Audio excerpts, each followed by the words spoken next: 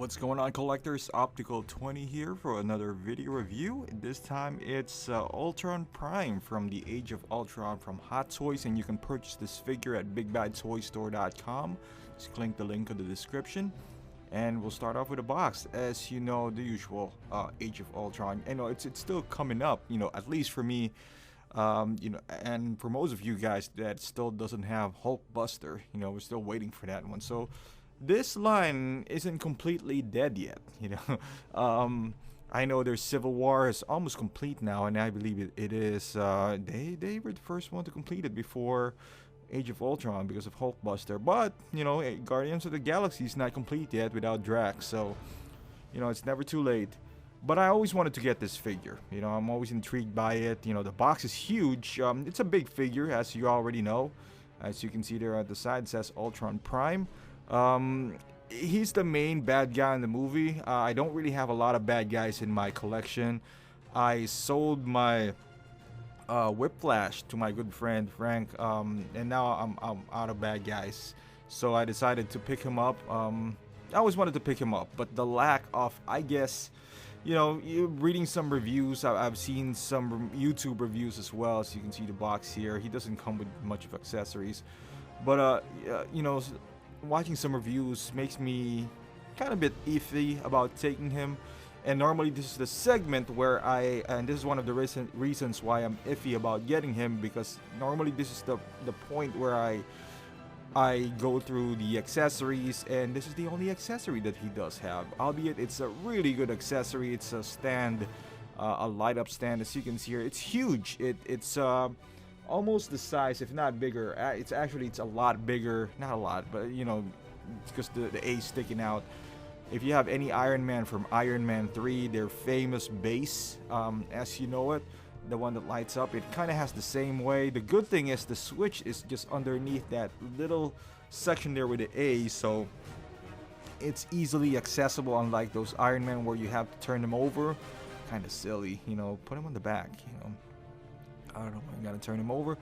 Here you go. It lights up really well. You can see the details are amazing, and the hole in the middle that's where you put the dynamic stand. As you can see here, if you turn off all the lights, the lights are really great. You know, they're pretty. Even if you don't have the Ultron Prime, this is a nice backdrop. You know, if you have the Avengers, I mean, if you can pick them up on eBay. I've never really seen one yet, but I'm guessing if they have to sell this separately, this would cost you at least $80, because this you know, diorama base, if you want to call them, are pretty expensive, especially as cool as this one. He doesn't come with any hands. You know, this is the actual figure itself. But that's it for the accessory. That's why it's, in my opinion, it's a bit overpriced. Beautiful figure though, beautiful. As you can see, there's a lot of details in it, a lot of moving parts. It's articulated as much as I thought it would be. You know, there's a bit of restrictions, as you can see here. When you buy this figure, I'm gonna open the light so you can kind of see it. You're buying this figure mostly, I would say, for the aesthetics, to complete the line.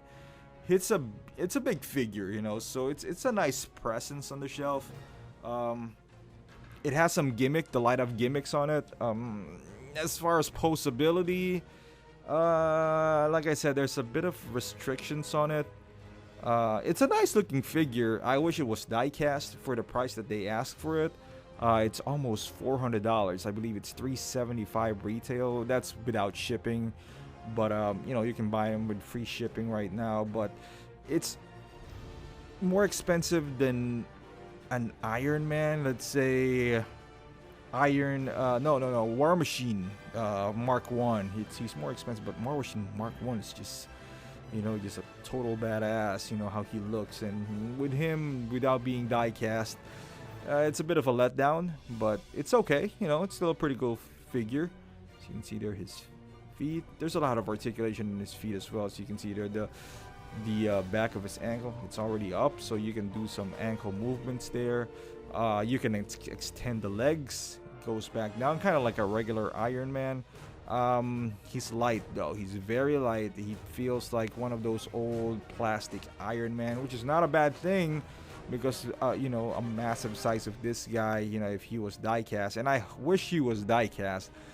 Maybe that's one of the reasons why they didn't make him a die cast, because it's maybe it'll be too heavy, and putting some I guess, you know, some stress on his joints, who knows. But yeah, that's where the back battery goes into that compartment.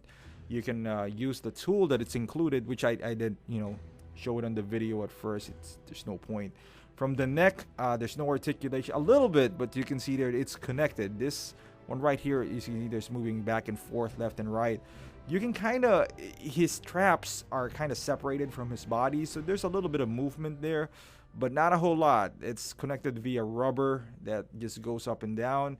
His shoulder blades moves around, so if you want to move the hands, so you see there's a big old armor on his shoulder, so it would normally hit his back plate, his blades right there, but because of the spring, it moves around, so it, you know, you're still gonna be worried about paint chip, but paint of this guy is not too complicated.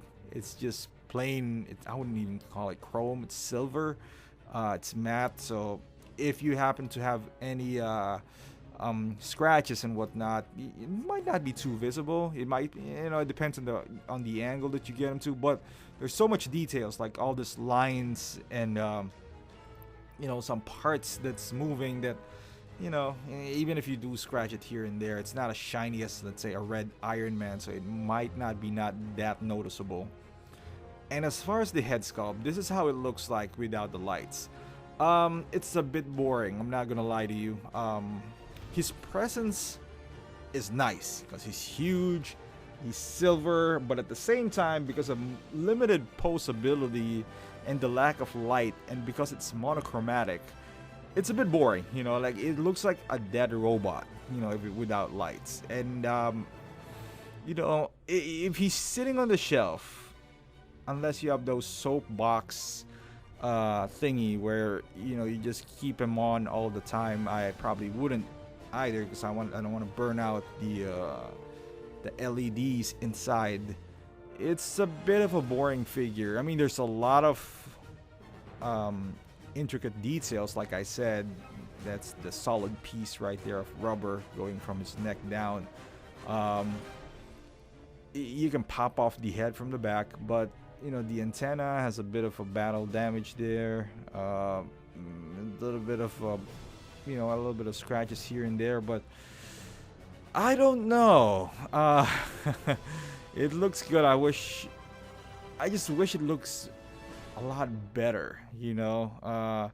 It looks great when it has lights, you know, without a doubt. Without lights, it looks a bit dead, you know. It looks like a robot that's not powered on. You know, with Iron Man figures, they're okay without lights all the time. This guy looks kind of dead and cheap without lights.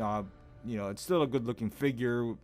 I just don't think it's worth almost $400. So now let's open it up with lights, you know. And I kind of turned off the lights from the back, my background lights, so you guys can see it. Look at those eyes. It kind of follows you, which is pretty awesome.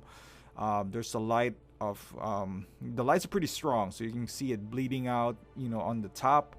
Also, when you open his mouth, you can kind of see it. It kind of bleeds out, so which is pretty cool. So like I said, even the base, it looks pretty awesome. The overall figure looks pretty darn good. See that when you turn this on, and I think I didn't, you know, press the top cover on his head, so that's why the light's kind of flickering. But looks pretty cool, man. It looks, I love it with the lights on.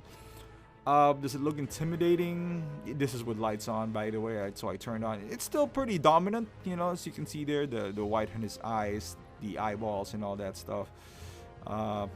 See, it kind of turns off and on. I didn't screw it the right way, but it's okay. You know, and I'll show you some articulation, and so you can see there's some lights on his body as well. Sorry.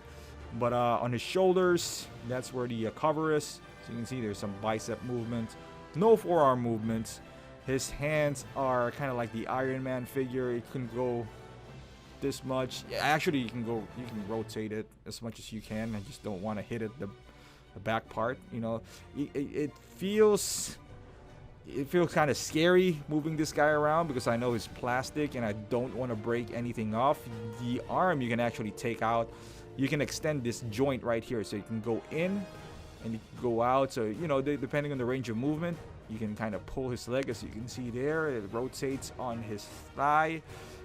This section right here flips up and down, so you can kind of, if you want him, you know, doing that kicking pose or whatever it might be.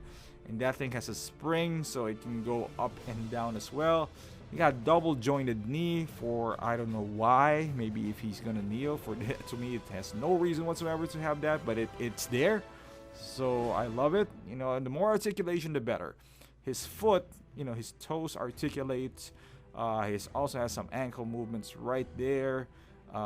Pretty awesome, you know, movements. It is more articulated than I thought it would be. You know, obviously he doesn't have the side to side from his torso because he doesn't have any. As you can see, the lights is pretty cool from this angle. You know, I just noticed it now that I'm reviewing this figure. You know, watching it as I speak. It really cool. It looks cool with all the lights on. With the lights off, it's still pretty big, so it you know, it looks cool as well, but not as much as when it lights up. The head, you know, it can go up and down. I know you can remove the head. I'm not going to on this segment, but you know, kind of give you an idea of how much range of movement you're gonna have. And I'll just throw a couple of poses, and then you know, we'll wrap this thing up. I went to their website and tried to copy some poses, and this is one of those in the front page. So you can do this pose. If you can kind of move the torso, it would be a lot better because his body is going to twist one way towards his left. I think that would have been a better pose, but this will do.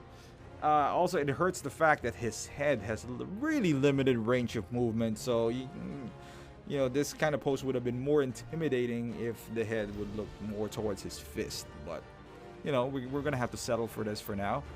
All of my collection is mostly now Age of Ultron, and I don't know what I'm gonna do next. As far as my Marvel collection, I'm pretty happy with it. You know, from Iron Man to War Machine, Thor, Captain America. I did like Civil War, but I actually liked it better as a movie compared to the Age of Ultron. However, I think that Age of Ultron's I guess representation of their characters, even though Ultron Mark 1 was pretty good, because I guess there's no villains per se in Civil War, so that's why I'm not drawn into it as much as Ultron, even though I didn't like the movie as much. Just the idea of all these heroes trying to fight one big giant, you know, robot, joining forces and not fighting each other, kind of, you know, it's more traditional, I guess, hero movie for me. However, you know, as far as, I guess, storyline, it's up to you into your interpretation if you want to collect Civil War more or this. But to me, this is the more classic Avengers fighting a big dude kind of thing. That's why I went for the Ultron line. It doesn't mean that I don't like Civil War. Like I said, it's just that I don't want to double dip. You know, I already got Captain America. Black Panther, I'm planning to pick up down the line, but I just don't see the value too much in it now. I mean, you're paying $220 for a guy in a suit, like a black overall suit. That's, I'm sure it's nice. It's just that for me, I want a separate head sculpt. You know, Ant-Man, I kind of like my Ant-Man better from his own movie, and then Black Widow, you can make the argument. I think that's a better Black Widow, but marginally, so I don't want to really, you know, sell my Ultron Black Widow if it's not that big of a difference. I know the head sculpt is a little better, but that's pretty much it. You know, I'm gonna wait for a drastic change or something. Scarlet Witch, you know, I got one from the Ultron version as well. Plus, it's Scarlet Witch. You know, that's how I feel about secondary characters. You know, same goes with War Machine. They're cool. They're nice looking figures. Don't get me wrong, but not willing to drop $300, $400 for those guys. You know, I'm not willing to. And as far as size comparison at least, You can see he's so much taller than Mark 43. This is the Hot Toys version, but height-wise, he's a little bit shorter than Hulk. Hulk is definitely more beefier, but compared to Iron Man Mark 43 from the same movie, this is all Age of Ultron right here. It's it's pretty significant height differences. And as you can see there, he's almost as tall, maybe a little bit taller, but then again, my Hulk is a bit slouched because of the pose. But definitely, Hulk looks a lot bigger, not just taller. Obviously, as you can see there from the width, he's more meatier. Of course, it's Hulk, but just to give you a general idea right there, that's Mark 43. And that is pretty much it, guys. So, this guy is still available at Big Bad Toy Store, Sideshow Collectibles. So I don't know, wherever you buy your figures. I hope between those two, because they're good retailers. If you have any problems, you can return it back, or if you change your mind, because the initial excitement with this guy, if you don't have all Age of Ultron or at least some Marvel collections, then it's not gonna make sense. Is he impressive? Yes, to a degree. Is he overpriced? Absolutely. He shouldn't have been $379. His retail should have been $300 or $250. And of course, that's pushing it, because a regular figure now is $220. And I understand he's taller with a lot of lights, but it just, I don't know. I would still recommend it though, but for the right price. I certainly wouldn't recommend it for its retail value.